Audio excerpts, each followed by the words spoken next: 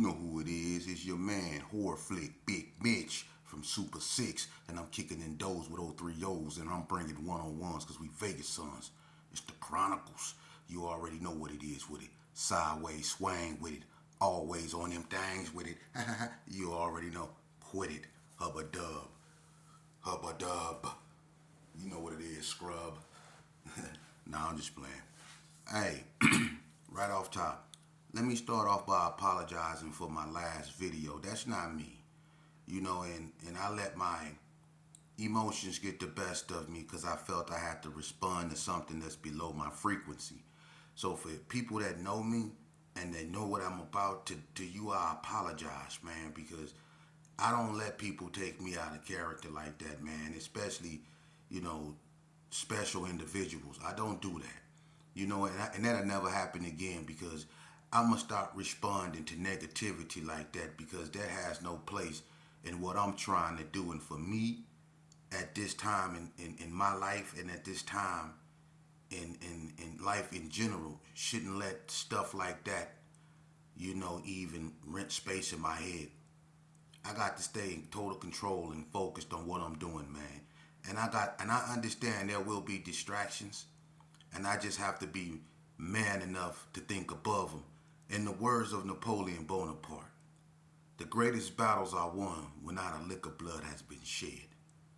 So if losing a battle, by turning my back on nonsense, will cause me to win the war, which is to live my best life, then you can have that battle, brother. Alright? Because I'm on to something else, man. Moving along. Welcome to Vegas Chronicles, Today, like I always do, I talk about Vegas history, and then I talk about social conditions, in our communities. Today, I want to talk about something very interesting that was brought to my attention. Now, I tell you over and over again about people, and I ain't gonna say distorting history, but I just want to show you something, right? Now, somebody asked me a question, when did Sydney Sue Gangsta Crip come out, right? Now, me personally, the first time I ever heard, now I always knew of Sydney Sue. That's one of the oldest Crip gangs in Vegas, okay? But I know Sydney Sue beginnings from being Sydney Sue GQs, okay? Now, I was asked, when did they become Gangsta Crips? The first time I heard of it, I never said that they became Gangsta Crips in '89. I never said that. I said the first time I heard Sydney Sue Gangsta Crip was in '89. See, Sydney Sue came back when they was funking with the Brownies, and Bonanza Village and all that. I'm talking about Sydney Sue. I'm talking about Snow, Chill, Loki C, all them. The GQs the Sydney Sues that preceded them, to me, I knew them as GQs. I don't know nothing else about Sydney Sue in that order like that. But I know this right here. Somebody said that Sydney Sue came out or Criminal Block. Now, if anybody ever heard of Criminal Block, please put that in my comment. I ain't never in my life heard of it. I heard of every gang in Las Vegas. I ain't never heard of no Criminal Block. And for someone to say that it came out in 1980, let's take a look at that. My father, who he knew nothing of Ace of Spade, he knew nothing of GQ, he knew nothing of none of that. The only thing that existed in Las Vegas when my father left here was the Byron Boys and the Funkadelics. And my father left here in 1979. I remember when they arrested him at Circle Park. He had me for the first 4 years of my life. There was no such thing as Ace of Spades when my father left in 79. Ace of Spades is the oldest gang in Vegas. There's nothing that preceded the Ace of Spades. Now remember, my father left in 79. So how can some criminal block come out in 80? That would mean that y'all came out before the Ace of Spades, which is impossible. The Ace of Spades is the first gang in Vegas. 28th Street, a Mexican gang, is the second oldest. And some will argue Barrio Northtown. But I give it to 28th Street. And then the GQs came out. And the GQs, the GQs is where Vegas get its crippin' from. They're the first Crips. So this criminal block stuff y'all talking about came out in 80, check your dates. Because that means y'all came out before everything I just named, which is impossible. And I promise you, all these people that always say no disrespect to nobody, but everybody that be saying they this and they that, I bet you they either was known for being a GQ or got GQ tattooed somewhere on them. I'm willing to bet everything on my life on that. They either known for being GQs or they got GQ tattooed somewhere up on them. Sydney Sue was Sydney Sue GQs, man.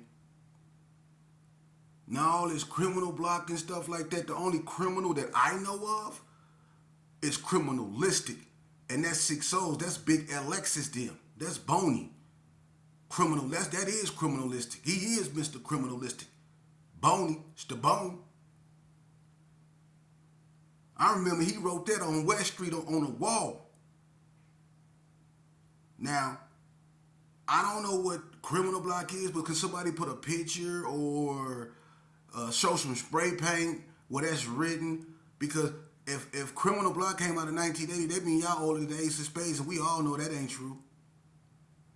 Ain't nothing out here older than the Ace of Spades. The Ace of Spades is the first authentic gang. When my daddy, the Associates, which was what my daddy was a part of, they were a car club. My daddy had a blue Malibu. He used to drag race it with me in it. He was a car club, and the Byron boys and Byron girls was just some cool dudes with afros and bell bottoms that drunk in white port silver satin and was cool. They wasn't violent. Neither was the Funkadelics. The Associates was violent because my daddy was known for turning out parties. I was with him when he had his fight. See, back in the days, they met up and fight. Whether it was in Valley View, whether it was at Doolittle, they met up and they fought.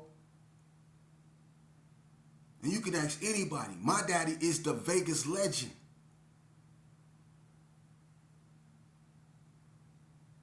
So after he left, in 79, the Ace of Spades rose.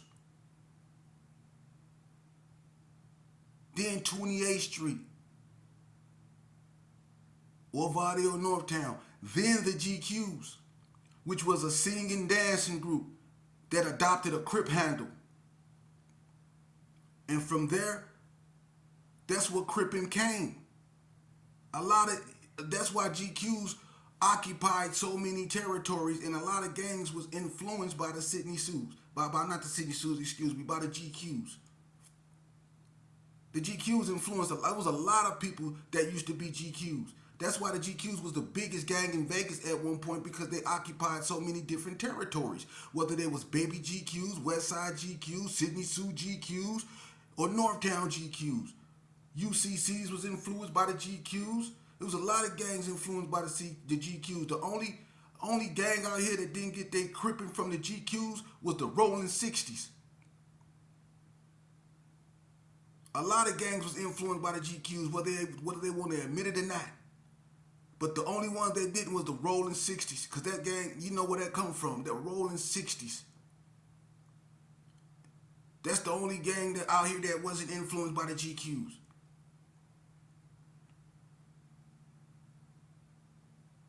Keep it real. And one thing about me, I always been where I'm from. From day one, I always been where I'm from. I ain't been nothing but what I was. And I'm me now. But I grew up watching it all. I watched it all. From my dad, Blue Malibu, to the Ace of Spades LTDs, to the Gershon Park Kingsmen, Skulls and Crossbones, Jamie Graves, rest in peace.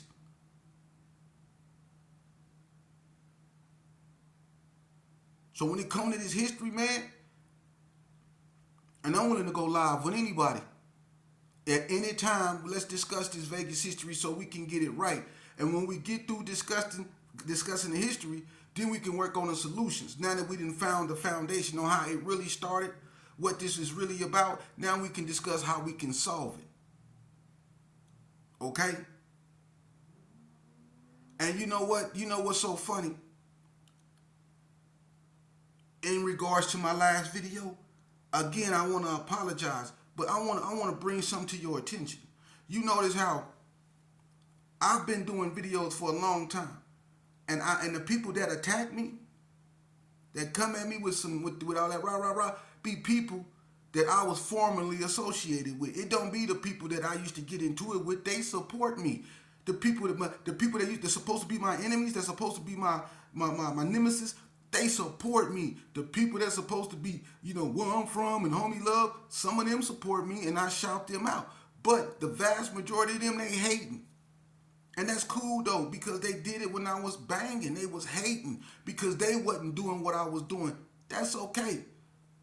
But why pay attention to me when some of y'all got children that deserve the attention you giving me? For real. Won't you manifest that hate into helping your child be better than you? What I'm doing ain't bothering nobody. I'm chronicalizing Vegas because I'm really from Vegas. I'm chronicalizing the streets because I came from the streets. I was in the streets since I was 10 years old. I'm qualified to speak on this. I did 20 years of my life in prison for murder, gang related. I know how this game went. As a baby, I was playing this game. When some of y'all had to go in the house when the street lights came on, I was still in them streets. I was 12 years old in Elko with GQs. I was around with the war babies. I used to go to Stop and Go. So when it comes to this game, come on, man. But that's not what this is about. What it's about is trying to get these youth. I always focus on them. To get the youth. Let's get their attention and redivert it into something constructive instead of destructive. I'm too old to be going back and forth with another man that's too old to be going back and forth for me. But what I am young enough to still do is try to save the youth. Man, listen. Let me tell you something. I'm going to tell this story again on how whacked out I was. Vegas Chronicles. Hey, check this out. I'm in juvenile, right? And this is back in 89, 90, somewhere up in there. I'm in there with Max 7. Max 7 from ABM and C-Roll from the Brownies, right? And I'm on that Sherm, right? I come in there shermed out, I'm wet, right? I'm wet. I come in there on one. And I have one of them sticks that linger. So when they let me out of my room, I still was under the influence. And the first person, over there where we put how to be having the deodorant on top of the pool table by the first TV area, where you go to court. You know how you be putting the deodorant, they give us that spray deodorant, we be putting the deodorant on. So we up over there, right? Automatically, I'm not feeling, being in juvenile because I've been coming to juveniles, since a baby. I felt like I outgrew it, and that's a sad way of looking at it, and that just goes to show you how my mindset was. I felt I outgrew juvenile, and I was nothing but probably barely 15, but I had been going there since I was 10. So I was like, and everybody else, they didn't turn to, they turned 18 and they moved on. So I felt like I was left behind because the people that was up in there, although they were my age, I felt that I'm not used to being around y'all. I've been going to Elko and stuff like this. I had already been to Elko 3 times at this point. So I told Max 7, I said, man, look, I ain't finna stay here. I'm finna go to jail. I'm wet. He like, what you talking about? I like, man, I'm finna go to jail. He said, what you gonna do? I said, I'm finna do something. So I sat there thinking, man, what could I do to get up out of there, man? And I'm gonna just make a long story short. I had on some black Chuck Taylors with some fat laces up in it, right? And I don't know what made me just take my fat laces out my Chuck Taylor, man. But I did. And you know, they was getting ready to shackle us up to take us to court. But I ran up over there and sat in the other TV area and sat next to Mac 7 and told him, man, I said, hey, I'm finna strangle Mr. Jordan. He said, what you mean? I said, man, I'm finna strangle his ass. He said, what you mean you finna strangle Mr. Jordan? And I showed him my fat lace. I had it tucked in my pants as action. And he was like, man, you tripping. You ain't finna. And C-Rose started laughing like, sheep, you crazy. I'm serious, but I'm wet though. They don't understand, dude. I need help. I really need y'all to go tell them police to give me some goddamn milk or give me some mustard or something, cause my high won't go down. That's what my soul's saying. But I'm telling them I'm finna strangle Mr. Jordan, right? So they was like, I guess they didn't think I was, serious. And I waited because I knew they were gonna call my name eventually to get shackled up to go to court. So Mr. Jordan was sitting at the desk with his head down writing. And he kept tape in front of his desk, on the side, in the front, and on the other side. And you can't cross that unless he lets you. It was like a authorized area thing, right? Or whatever. But anyway, I got up. I walked over there and I walked on the side of him. And I was acting like I was, stand there and wait. But he had his head down and wasn't paying me no attention. So I walked past the tape and I got like on the side of him and I act like I was trying to look at what he was writing down. And when he lifted up, that's what I needed him to do, to lift his neck up. And when he lifted his neck up, I came up from under my pants with that fat lace and wrapped it around his neck. And I wrapped it, I snatched him out the chin. I started strangling him. You know what I mean? So I'm strangling him, and I think that was Mr. Houston, fat. Y'all remember fat ass Mr. Houston? I'm Mr. Houston, or one of them put me in a chokehold, and we was strangling each other, right? But they was adult, I was a kid, so they was strangling me a little bit more harder than I can get him. I started going out, you know what I mean? Then they suplexed me, they boom slammed me on my head. I was out of there. I strangled me out. When they slammed me to sleep, they slammed me on my head backwards, homie, hard. It's on camera. They use it to train staff on, how not to turn their back on, allow themselves to be targeted, or, how to stay aware because this could happen. So they use what I did to Mr. Jordan to train staff. And you see me, I got slammed on my head hard in the motherfucker, man. I don't think I've been right ever since, man. They slammed me so hard, I seen Chubb Rock doing a Roger Rabbit. I was just out. Gone. I was knocked out. But anyway, that right there got me sent to jail. That got me sent to jail. I got what I wanted. See? And I was following. Notice how I put emphasis on following. I was following the crowd that I was used to being around. I was following them, not knowing I was following them to the penitentiary. And some of them, they didn't even make it to the penitentiary. Because when we started going to jail, I started going to jail when I was 15 years old and I got certified as an adult when I was 15. Meaning I was no longer qualified for juvenile. Every time I caught a case, I had to go to 2A in the county jail. I was in there with dudes that was in there for murder. I was in there with Burtis from the hood. He was in there for the El Dorado incident. I was in there with Eugene Wings, Boo, Lil Boo from Donna. You know what I'm saying? They was in there for busting on the police, Lil Boo and Lace Dog them. Dawu from Donna. You know what I'm saying? C-Wack from Altadena. We was all up in the C-Clamp from 50s, Bone from NTG. These dudes had high-profile cases as juveniles. You know what I mean? And I was in there with them, and I ain't had no murder. I was just too bad for the juvenile system. But I followed the crowd all the way to the penitentiary. But I watched some of them dudes that didn't make the journey. They went to the cemetery. And that's how this game go. And listen, you youngsters is following the same trend. You following the same trend. And it got to stop, man. You dudes ain't understanding. This earth is messed up because these mothers. Let me explain something to you. Y'all got to understand one of the most powerful things in the world is a woman's intuition. And y'all don't understand when these mothers bury their sons. Do y'all understand what she's thinking when she's clutching the cross? Do you understand why these hurricanes are coming through the middle passage the way they are? The hurricanes. Some spell it H-U-R. I'm going to spell it H-E-R.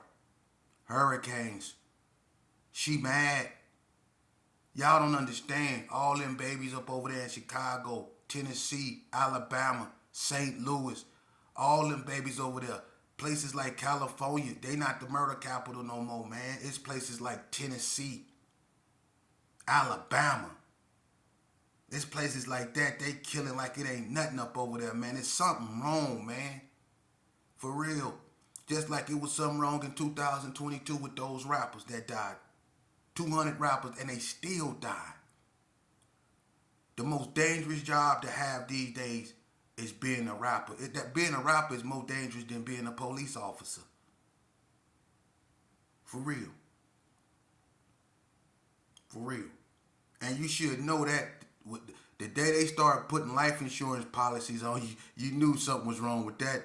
You need to start, we need to start investing in folk music or country or something, because rap music ain't it's not safe no more, man. Not at all. But anyway, man, I want to always, stay positive, and I want to, whoever got a platform or whoever trying to do, positive stuff like that, hey, you don't even gotta ask me, I'm there. Let me know and I'm there. And when it comes to the youth, I'm there. I put up. I don't just talk this, I walk this, just like I walked it in the dark side. I walk this. I can show my face. I'm an open book. I ain't got skeletons in the closet. I know my mistakes. I made them. I suffered the consequences. I did the whole time for them. I did the prison time for them. I suffered the nightmares for them. I had to get on my knees and forgive myself and then ask God to forgive me. I had to go through a lot to be where I am today, to be able to even talk and open up to you like this, man. But I'm going to tell you something. I don't want to be known for saving myself. The noblest of men are known for helping others. That's what God recognizes. It's not what you've done for me lately. It's what you've done for others. That's the noblest of men.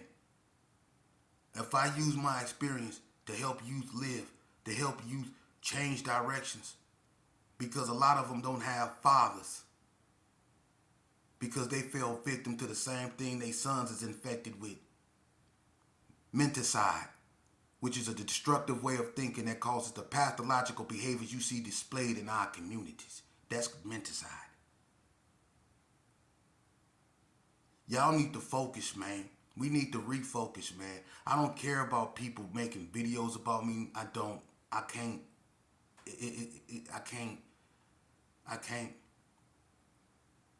It's people that I love. It's people that other people love that's getting their heads blown off in these streets, man. Y'all think it's cool.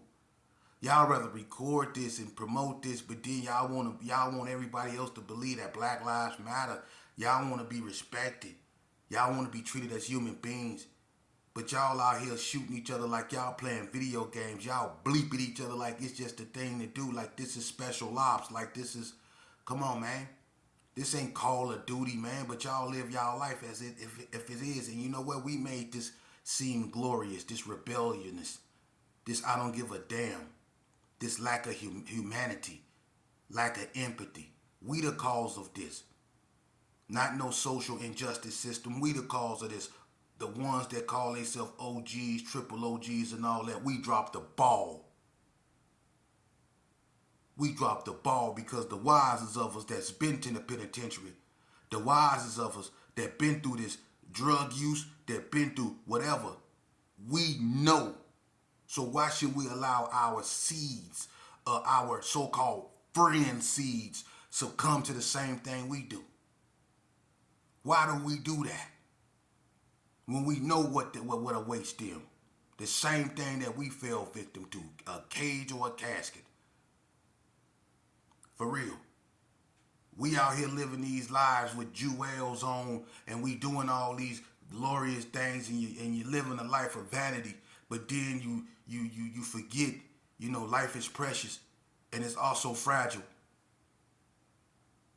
But we take it for granted, and then we lose it. Now people throwing fish fries to bury you. What happened to all that money? What happened to all them cars, the bands, and the bags that we brag about? But when we die, there's people up there that got to cook food to get you in the ground. These youngsters is worthy of living. They better than that.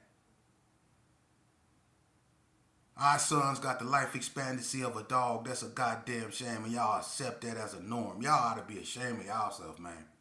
But you can go back and forth with me with gray nose hairs and stuff and call me all out my name and try to provoke me into something that I don't want to take part in no more, which is stupidity. You want to do that, but you won't take the time to educate your own seed, because that type of attitude get people killed, man. Confrontation, being confrontational all the time. People ain't playing no more.